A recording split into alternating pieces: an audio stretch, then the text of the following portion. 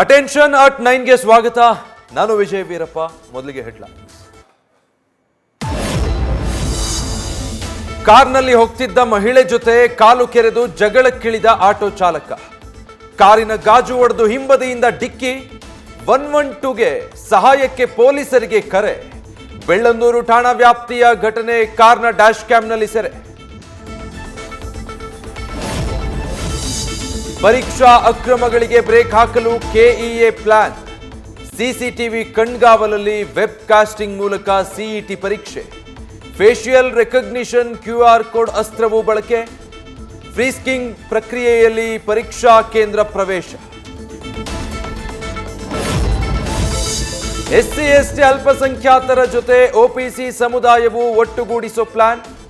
AICC ಸಮಾವೇಶದಲ್ಲಿ ಒಬಿಸಿಗೆ ವಿಶೇಷ ಕಾರ್ಯಕ್ರಮ ರೂಪಿಸೋ ಬಗ್ಗೆ ಚರ್ಚೆ.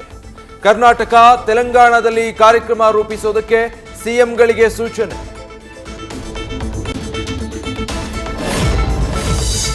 ರಾಜ್ಯದಲ್ಲಿ ಒಳ ಮೀಸಲಾತಿ ಜಾತಿ ಗಣತಿ ವರದಿ ಬಿಡುಗಡೆಗೆ ಪ್ಲಾನ್. ಸರ್ಕಾರದ ನಡೆ ನೋಡಿ ಮುಂದಿನ ಎಚ್ಚರಿಕೆಯ ಹೆಜ್ಜೆ ಇಡಿ.